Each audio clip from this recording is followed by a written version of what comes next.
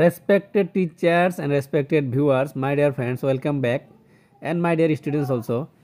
ইয়াতে আপোনালোকৰ যেটো আছে পৰীক্ষা পে চৰ্চা এটো 100% ষ্টুডেন্ট আৰু টিচাৰৰ ৰেজিষ্ট্ৰেচন হ'ব লাগে। প্ৰত্যেককে ইয়াতে ৰেজিষ্ট্ৰেচন কৰিব লাগে 100% পৰীক্ষা পে চৰ্চা এটো প্ৰতি বছৰে হৈ থাকে। তো এই বছৰ ইয়াৰ ব্যতিক্ৰম নহয়। এতে ভাৰতৰ প্ৰধানমন্ত্ৰী নৰেন্দ্ৰ মোদী ডাঙৰীয়াই নিজৰ বক্তব্য প্ৰদান কৰে ষ্টুডেন্টৰ লগত। এইটো কেনেকৈ ৰেজিষ্ট্ৰেচন কৰিব লাগে আজিৰ এই ভিডিঅ'ত আলোচনা কৰিম। সো ভিডিঅ'টো সকলোকে চাব and one request to you চেনেলত নতুন হ'লে সাবস্ক্ৰাইব কৰি দিব। So let's start the video'. Respected teachers, ইয়াতে এই লিংকত ক্লিক কৰিব। লিংকটো আপোনালোকে হয়তো পাই গৈছে CRCCৰ পৰা। তো ইয়াতে লিংকত ক্লিক কৰিলে এনেকুৱা এটা ইন্টাৰফেস আহিব। পাৰ্টিসিপেট নাও, এই পাৰ্টিসিপেট নাওত ক্লিক কৰিব। এই পাৰ্টিসিপেট নাওত ক্লিক কৰিলে এনেকুৱা এটা ইন্টাৰফেস আহিব। ইন্টাৰফেসটো আপুনি ষ্টুডেন্ট যদি হয়, ষ্টুডেন্টৰ যদি কৰি আছে তেনেহলে ইয়াতে ক্লিক কৰিব লাগিব। আৰু যদি ষ্টুডেন্ট যদি টিচাৰে লগইন কৰি দিয়ে তেনেহলে এইটো ইয়াতে ক্লিক কৰিব লাগিব। আৰু ষ্টুডেন্ট হ'ব লাগিব 6 to 12, 6 ষ্টেণ্ডাৰ্ডৰ পৰা 6 ক্লাছৰ পৰা 12 ক্লাছ লৈকে। তাৰপিছত ইয়াতে টিচাৰজন নিজে যদি হয় তেনেহলে এইটো কৰিব লাগিব, ইয়াতে ক্লিক কৰিব লাগিব। তাৰপিছত আছে পেৰেণ্ট, যদি টিচাৰ ষ্টুডেন্টৰ গাৰ্ডিয়ান হয় তেনেহলে ইয়াতে ক্লিক কৰিব লাগিব। ইয়াতে ক্লিক কৰিব লাগিব। তো ধৰক আপুনি টিচাৰ আৰু টিচাৰে ষ্টুডেন্টৰো কৰি দিব পাৰিব। তো টিচাৰ যদি হয় তেনেহলে ইয়াতে ক্লিক কৰিব লাগিব। ইয়াতে ক্লিক কৰিলে হ'ল। ইয়াতে ক্লিক কৰিলে আপোনাৰ নাম আৰু মোবাইল নাম্বাৰ দিব লাগিব। আপোনাৰ নামটো ইয়াতে ক্লিক কৰি দিয়ক। তাৰপিছত OTP আহাৰ পিছত ইয়াতে সাবমিটত ক্লিক কৰি দিব। সাবমিটত ক্লিক কৰিলে আপোনাৰ এই হৈ যাব।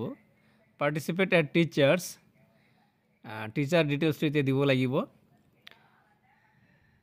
টিচাৰ ডিটেইলছটো আছিল টিচাৰৰ নাম, আকৌ ওৱান সেকেন্ড নাম দিব লাগিব, first name last name, email ID দিব লাগিব, মোবাইল নাম্বাৰ দিব লাগিব, জেন্ডাৰ দিব লাগিব, তাৰপিছত ডেট অফ বাৰ্থ দিব লাগিব, আৰু কি সাবজেক্ট আপুনি পঢ়া শুনা কৰায় হেতু দিব লাগিব, স্কুল নাম দিব লাগিব, বোৰ্ড দিব লাগিব, এড্ৰেছ দিব লাগিব, কান্ট্রি দিব লাগিব, স্টেট দিব লাগিব, ডিস্ট্রিক্ট দিব লাগিব, পিন কোড দিব লাগিব। এইটো হৈছে ডিটেইলছ। তো এইটো আমি ফিল আপ কৰি দি আছো। তাৰপৰে নিজৰ আপডেটটো দিয়াৰ পিছত কিছুমান আকৌ স্কুলৰ ষ্টুডেন্ট 4-5টা কোৱেশ্চন আছে, কোৱেশ্চনৰ এনসাৰ কেইটা দিব লাগিব। 5টা কোৱেশ্চনৰ এনসাৰ আছে দিব লাগিব। তাৰপিছতহে সাবমিট কৰিব লাগিব। তাৰপিছত ইয়াতে আপুনি এটা কোৱেশ্চন কৰিব পাৰে ভাৰতৰ প্ৰধানমন্ত্ৰীলৈ, যে স্কুলৰ বিষয়ে কিবা এটা প্ৰশ্ন কৰিব পাৰে। তো এইটো প্ৰশ্নটো আপোনালোকে নিজে নিজে কৰিব। এইবোৰ ফিল আপ কৰাৰ পিছত ইয়াতে সাবমিট কৰিব পাৰে বা সেভ ড্ৰাফট কৰিব পাৰে। মই NAP 2022 100% ইমপ্লিমেন্ট কৰিব লাগে বুলি মই লিখি দিলোঁ। আপোনালোকে বেলেগ লিখিব পাৰে। তাৰপিছত সাবমিট কৰি দিয়ক। তাৰপিছত কি আহিল, পাৰ্টিসিপেট এজ টিচাৰ হয়।